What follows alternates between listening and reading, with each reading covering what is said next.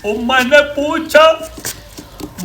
पूछा कि फिर कब मिलोगे।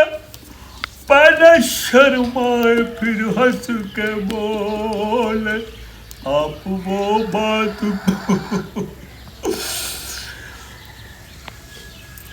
आप वो बात क्यों पूछते हो। आप वो बात क्यों पूछते हो जो बताने के काबिल नहीं है। बेवफायू। अस्सलाम वालेकुम डॉक्टर साहिब। वालेकुम सलाम। मैनू डॉक्टर नहीं कहना। क्यों डॉक्टर साहिब, हम तो आपके पास चेक करवाने आए थे, आप तब हुलिया क्यों बदल लिए? ओ मैनू डॉक्टर नहीं कहना, मैनू गोली मार दो। मैं अज तो बाद अतावला साहिल भी डमिया बल्कि ओदी अम्मिया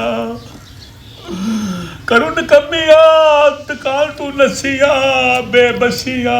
डॉक्टर नहीं कहना, डॉक्टर नहीं कहना, डॉक्टर नहीं कहना। तुहानू की दसीए डॉक्टरी शोभा बड़ा नुकसान च जा रहा है। जेड़े महल्ले च डॉक्टर बैठे ने बेचारे आवाजान ने जेड़े की दसीए कोल 2 मैडिकल स्टोर ने लोकी जांदे ने 30 रुपए की दवाई लैके फिट फाट हो जाते ने। ऐसी खुराक देना पता नहीं विच की पता सवेरे कब ते टुट जाते ने।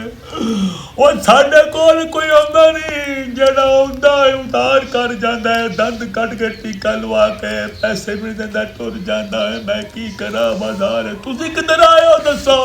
डॉक्टर साहिब ये मेरा भाई है, ये बीमार था तो इसे चेक करवाने आए थे हम। किथे वे भाई? ये है।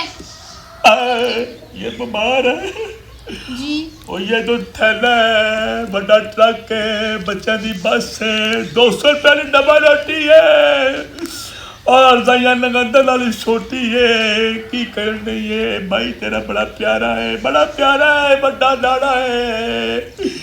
मैं करनी कवाली है ते मिट्टी वाली ट्राली है। को होर मरीज लैके आ, मुझे तंग ना कर, जा मजाक ना कर। तेरा मेरा मजाक नहीं पुत्र है। कौन है?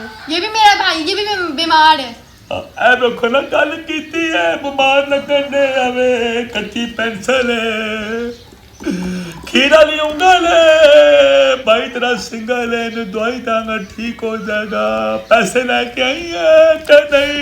लेके आई हूँ। कितने ने? ये शुक्र है पहली बारी हुई है। स्टाफ ने दवाई दे दो जितनी जल्दी हो सके, जाओ जाकर दवाई ले लो।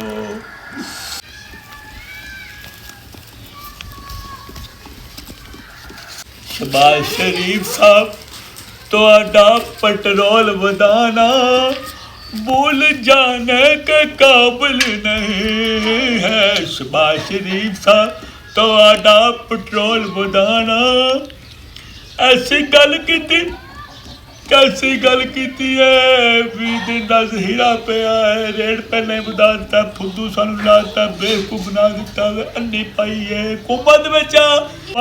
मेरे मौला किन्नी दुहाई है जिन्हें गल किया और तौन ते छुरी आई है।